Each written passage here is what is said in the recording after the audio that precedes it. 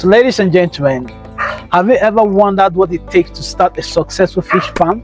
Today, we are going to dive deep into the business and how to start and run a fish farm with our experts. Please, can you introduce yourself? I'm Oluwamuyiwa Akiremi and his assistant. So, please, can you tell us what motivates you or inspired you to start this business? Wow, it's a very long story. Why I say so? Because this kind of person, I have passion for agriculture right from day one. Okay. Right from my childhood. Even before I got admission, then I was into poultry. Then after I got admission, I have to sell out the birds because there's nobody to take care of the birds like the way I would do. I have passion for agriculture right from time. Okay. And I get to understand that fishing is a very lucrative business. Like I said, I was motivated by a man called Mr. James. I went to his farm. I visited a lot of farms. So when I got to his farm, I was inspired with what I saw, like what this man have achieved from this same business. The only key word the man told me then was like, in this business, there is money. You can be whatsoever you want to be from this business, only if you have passion for it, and you have to start from somewhere. He took me around, showed me some of his investment, and I was inspired. I said, wow, for the fact that I have passion for it, and I'm seeing somebody that is giving me a free word, like I can do better if I have passion for it. Already I have the passion, so let me dive into it. So that's how we started. That was how you started at your backyard. Yeah. And now we are. I actually started somewhere around the One village. Okay. My colleague's compound there. So I think the above was bad then. I have to fix it. I bought some tanks for production. Because I'm mainly into hatchery. Okay, hatchery. Yes. Wow. That is more profitable. So I'm mainly into hatchery. So that was how we started. And before I came to this farm, I often visit this farm. Then I meet Mr. Bash here. Okay. Then he was still working with late Alaji to get. So I used to come to the farm. Then after that, they said, okay, this farm, they were like, since Alaji is no more alive, we so rest in peace. I said, okay, can we rent the farm? So we run it together. I said, why not? So that was how we started together. And thank God, so far so good. Alhamdulillah. So the fish, these ponds that we have here, they are just mainly for hatching. No, this one they are for table size and smoke sizes. Okay. I will take you to the production where we hatch fish. Okay. Though we don't have any production at hand. Yes, but I'll show you the production why it looks like. The cost of running this business, is it high? Well, the cost of running the business is really high. Cost of feeding. When we started then, I could remember I used to buy a bag of feed for 12, 10, 13,000. But now if you are getting a bag of food, it's above 25, 30,000. So it's almost times 2 of what we used to. As a matter of fact, I will boldly tell you that people that are even making more of the profit in this business are the middlemen and the finished people that do the finished product of it. Yes. Because we the farmer, at the end of the day, we struggle to even make our money back. At times, the middlemen that will come to your farm to buy this fish, they are very dubious set of people. If you are not smart, they will outsmart you. They have dubious way of they can measure 30 kg here, and what you'll be seeing is 15 kg from the scale. So at the end of the day, you imagine keeping fish for 4, 5, 6 months. At the end of the day, the kg you realize is something else. But if you ever the middleman. Yes. Wow. They can put magnets under the scale. So when you drop anything on top, it will be -2 divided by whatsoever weight you are getting from the scale. Sorry, please, can you come closer? Can you point the camera there? Thank you. Like these fishes that are here, how old are they? Oh, I think they are from production or from the stocking stage. I don't know. You are even the person that is opening my eyes to production of stocking. Okay. From from production, they are just let me say 3 months, 2 months, 2 weeks. Also, how about stocking stage? They are just newly stocked. Just newly stocked. Yeah. So that means for production, they are 3 months old. Yeah, But yeah. for stocking stage, that is So when you are stocking them, from after bringing it out from, you have different sizes. okay. We have fingerless, Okay. we have juvenile, Okay. we have post juvenile, and we have standard juvenile. So these are post juvenile. Do you get? Yeah. So when you are stocking them like this, it depends on how long you want to stock them.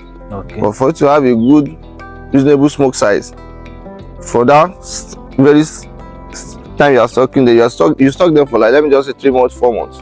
Okay. Yeah. But if you are keeping for table size, they have to stay up to 8 months, Okay. 7 months. Okay. So now you cover. I believe the reason why you cover this net is to avoid anything that is coming from up. Birds. Birds from eating the food. Yes, because birds do come out. Because they are they are still very small. Yes. So is it that you people change this water? No. Okay, you leave it like this. Yeah, this is 18 system.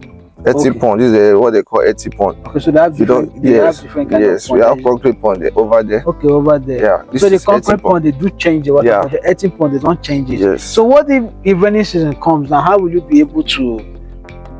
Like, as you can see here, we have overflow. As you can see over there. Those pipes over Yes. there. Okay. Here too. Okay, that means when it gets filled up. So, yes, It flush out. Okay. Or the fish remains there. Okay. So that means this pond, the size of fishes that are in this pond are quite different from the ones in that pond, right? Yes. So can we go over to that place so that you educate us more on those All right. on those ones that are Yeah, there? but Because okay, I can see bigger fish there. Excuse me, sir. Alhaji, please, can you give them more food so that we see this? I will see how big they are. Okay. Thank you. This is a boost stock. Oh, boost stock. yeah, that is the parent stock I will use for production. Okay, this one use it for production. Yes. So this one, that means they are mature for production. They are stock for production, but they are not mature. Okay, yet. they are okay. Yeah, so they have to stay, like I told you earlier on, 1 year, 4 months, 6 months upward.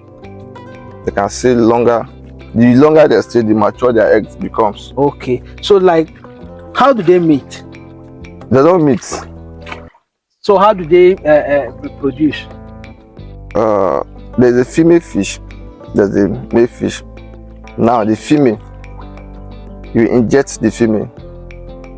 The what we call hormone. That's the name of the. So that means if liquid. you want to inject them now, you go inside and catch. Yes, you bring them out. You bring the male and the female. Then the female, you inject the female. When you inject the female, it depends on the weight of the female. You weigh the female to know the dosage you are going to administer to the fish. Then you inject it. You keep it. You stay for like 10 hours, right? 10 hours. So when you inject, if you want to produce in the morning, you inject, let me say by 8 o'clock. Then by 8 the next day, the female fish will be ready. You see it extracting the eggs, then you know it's ready. Now, how do you do the male? You have to dice the male. When you dice the male, you see 2 sack. They are the sperm. They call it mint. Yes. Okay, now you extract the sperm. After extracting the egg from the female, you have a clean bowl. You extract the female, you press it out from the opening. You extract it inside. Then you tear the sperm on it. Then you straight it together. You straight it up. There's a system for it. When I go to the production room, I'll show you. So how that. can you differentiate between the male and the female fish? They are very simple.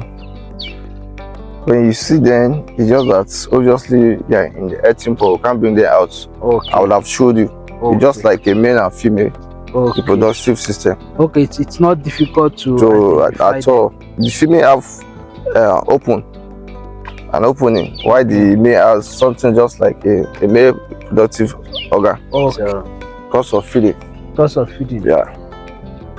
Cost of feeding. Yeah, So, that is a major challenge. so apart from that, are there any other challenges that you guys are facing in this business? If you are keeping to smoke or table size, the major cost is cost of feeding. Do you get? Yes. But now come to production. Come to production section. A lot of challenges is very, very tedious because you have to take the water to lab.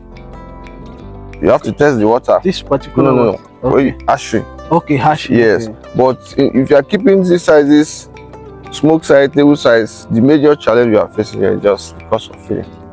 So, but when you are keeping them for hatching, you need to take the water to the you are lab. keeping them into the lab. Yes, you need to test the water to be sure the water is good for production. Wow. So this one, say, what do you call You need to check the pH of the water, Okay. the hardness, and everything about the water. Wow. You have to run a proper test. analysis about the water. So how about these ones? This one just like, I don't understand what you mean by about this. Like, you know, those ones you say they are table size. Okay, sorry for hatching. these are smoke sizes already. Okay, smoke size. Yes, they Wow. are just 3 months from juvenile sizes for stocking stage. They are just three months, yeah. So they are good to go for smoking. So how about this? This is the same thing. They are same size that we have there. Okay, so let us go to your hatching area. So for instance now, if I want to go into this business, how much do you think is it? Let's say I already have my pond, I built my pond and everything. How much do you think is the lowest amount I need to keep aside in order to run this business? You know, when you are running a business, it depends on the capacity you want to start from. Well, this is what I always advise people. If you want to go into fish farming, what most people calculate is, okay, they are selling a kg 2005. If I want to stock fish, for instance, okay, let me stock 10,000. Sorry, let me stock 10,000, for instance. At the end of the day, you just calculate maybe per kg, say 2,500 times that 10,000. You get? Yeah. You see a massive figure. But people forget to understand that before they will get to that stage, before you could actualize that to a kg, you have to feed them properly. Do you get? Yeah. So people now end up, okay, let me stock 10,000, let me stock 20,000, because when you calculate 2,500 times 10,000, you see the figure. Oh boy, I'm a millionaire, let me stock 10,000. But forgetting you need to feed them before you could actualize that. So at the end of the day, they will not be able to feed them again. And the more you keep them, if they are not feeding, they will be demarcating. And from there, they will be cannibalizing on themselves, because catfish cannibalize. That's all the truth. So if you don't feed them, they'll eat themselves. How the production room looks like. Okay. And here you need a very warm temperature. Okay, that is why it's under this place. A warm temperature and a dark place. If you are having fries here, we don't open this door down. So why do we need a dark place for the production? But they need a warm temperature and a very dark place. That's how it has been for you to get a good production. So currently now you guys are not running any production. For now, we are not running production because we are out of blue stocks. Okay. And we need to get our blue stock ready before we start any production. Now it seems like you guys Because most people that sell blue stock, they are not sincere to themselves.